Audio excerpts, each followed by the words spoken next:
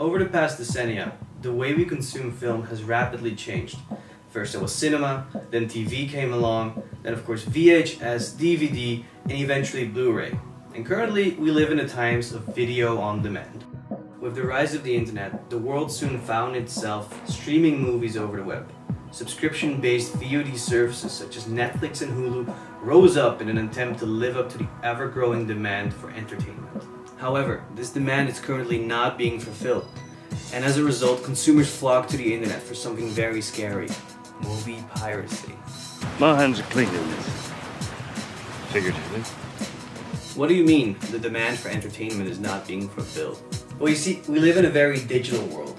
Never before did we consume as much information on a daily basis as we do now. We want more information, and we want it all. However, there's a very strict method of distribution that the studios are sticking to. You see, first it is released on cinema, after which it goes into home entertainment, and yet, even DVD. After which it goes on to pay TV and free TV.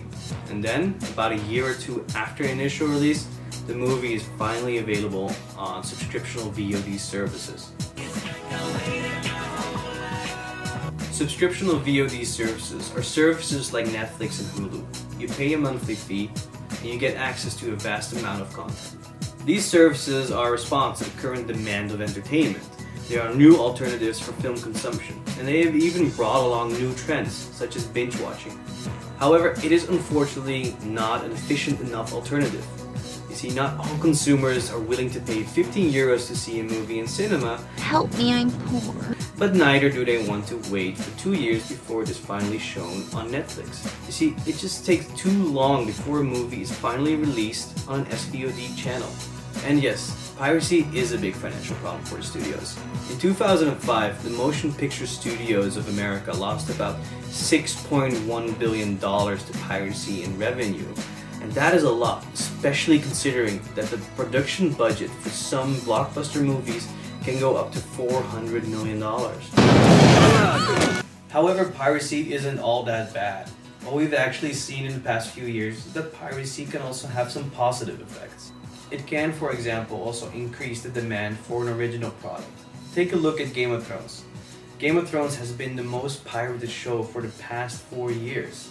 Yet, at the same time, they're raking in millions in profit. The thing is, people are in love with the Game of Thrones brand, which is why they're willing to spend so much on merchandise.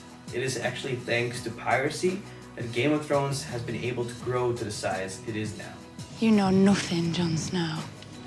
Secondly, the price for access to media is close to zero, and companies shouldn't expect consumers to be willing to pay for access to media. However, we do see that consumers are very willing to pay for services surrounding that media product. Take a look at Netflix and Spotify, for example. You're not really paying for access to the product. You can download it for free after all. But rather, you're paying for the service that they provide, helping you navigate through the vast amount of information out there. Thirdly, piracy can provide a lot of interesting data for companies. Netflix actually decided to buy the streaming rights for Prison Break in the Netherlands, as so many Dutch users were downloading the show. So to the studios, I would like to say this: stop crying. Don't try to fight piracy by lobbying for policies, but rather change the way you distribute your products. And we love your products, we're very grateful for them. But you should also come to terms with the fact that online streaming is the future of film consumption. Listen to your consumers instead of pushing them away. Change your distribution methods because they are ancient. You're doing the same thing as you were 20 years ago, expecting the same results. It is high time you adopt to the modern times.